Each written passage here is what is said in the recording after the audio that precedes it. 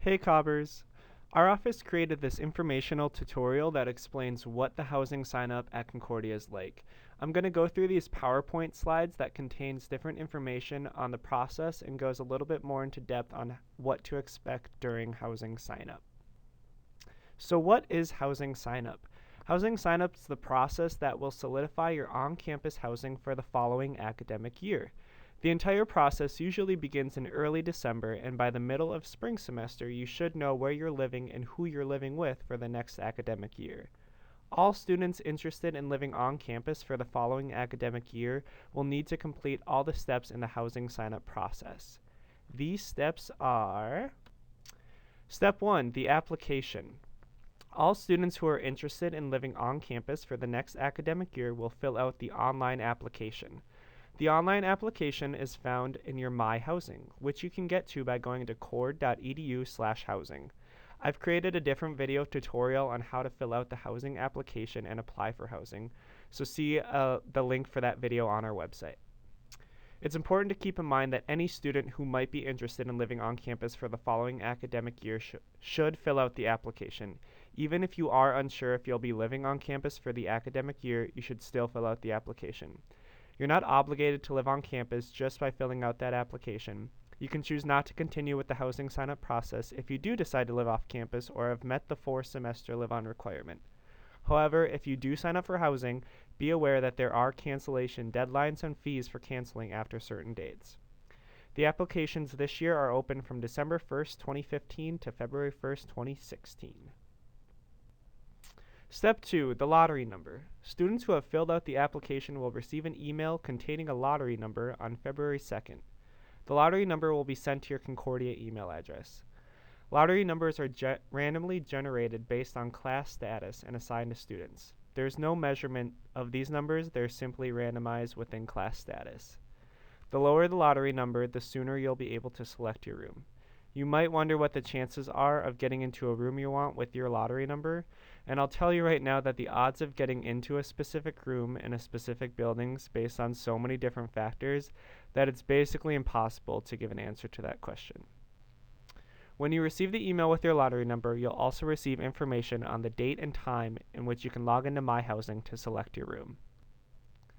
Here are the class credit breakdowns to determine what class credit you're in. You can check your credit status through your Seaport. All of your earned credits prior to fall will determine your class standing for housing sign-up.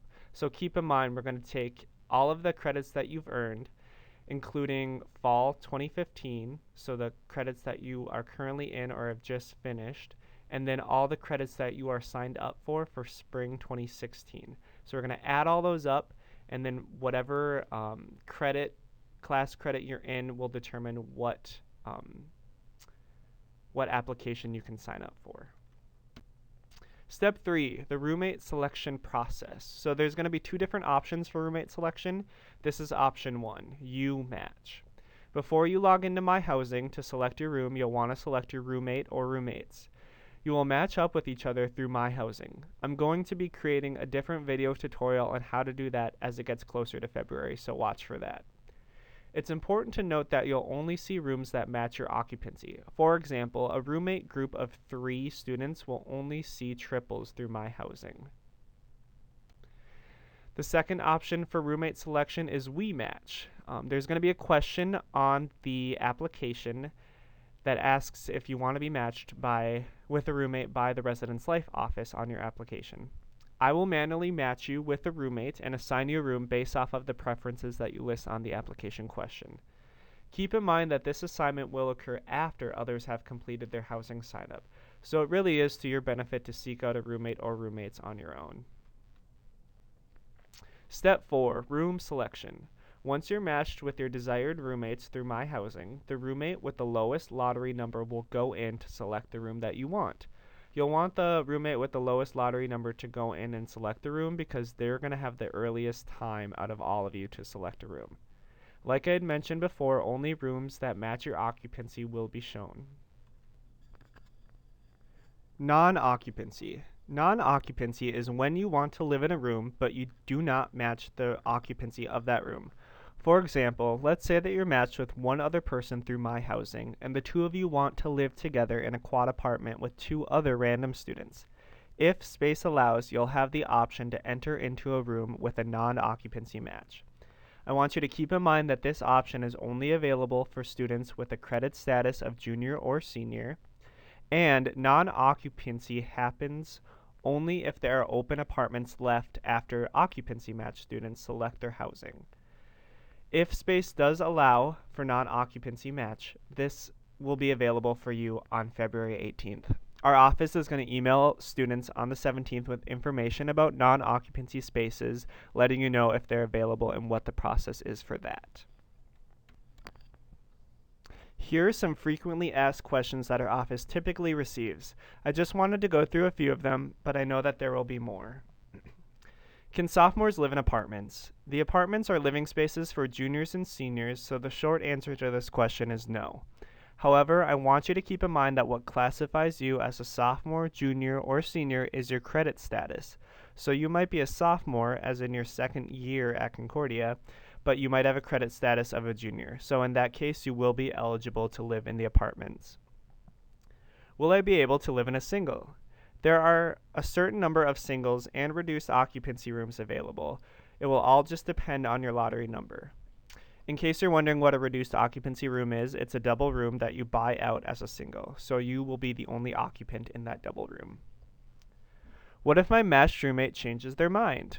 If your matched roommate unmatches you before you select a room, you will have to go and match with a new roommate to see other spaces through My Housing. If your matched roommate unmatches you after you've selected a room, contact our office and we'll be in touch with some different options for you. I'm studying abroad next fall or spring. Can I still sign up for housing? Yes, absolutely. You will still sign up for housing as if you were normally going to be here for the full academic year. And then contact our office once you have a space and just let me know that you're going to be gone for either fall or spring semester. We'll make sure that your space is ready for you when you're back on campus, but keep in mind that we do reserve the right to assign a roommate to your space during the semester in which you're not here. How does townhouse sign-up work? Those students who are eligible to live in the townhouses, so junior or senior credit status, will see townhouse questions in their application. If you don't see any questions in the application, then you simply do not qualify to live in the townhouses. If you indicate on your application that you would like to participate in the townhouse lottery, you will choose between a 12-month lease and an academic year lease. Roommate groups who commit to a 12-month lease will be given preference in the townhouse lottery. If you participate in the townhouse lottery but end up not getting a space because they're all full, you will then be able to use your lottery number to get into an apartment or other residence hall in the apartment or traditional hall sign-up. You'll retain your same lottery number but be reassigned a time during the other lottery signups. What are my chances? You may wonder what your chances are of getting into a room that you want with your lottery number. I know that I've said this before, but I really want to emphasize it. The odds of getting into a specific room in a specific building is based on so many different factors that it's basically impossible for me to give an answer to that question. I know I'm still going to receive that question, but I just want to be upfront and say I'm not going to be able to give a good answer to that question. We also often receive a question of how many triples are available, or how many doubles are available, or how many of a certain occupancy match is available. Our office is going to be posting a list of all of the spaces that are available during the different lotteries. Please note that while these lists will be as accurate as possible, some changes may occur. All of this information is going to be communicated to you through your Concordia email account, so I strongly suggest that you read through everything that you are getting emailed to you from our office. You can always contact us with any questions or concerns that you might have. Reach out via email at reslife@cord.edu. Give us a call at 218-299-3872, or you can stop by the office, which is located in Academy 110. Also check out our social media sites to be up to date with the housing sign-up process as well.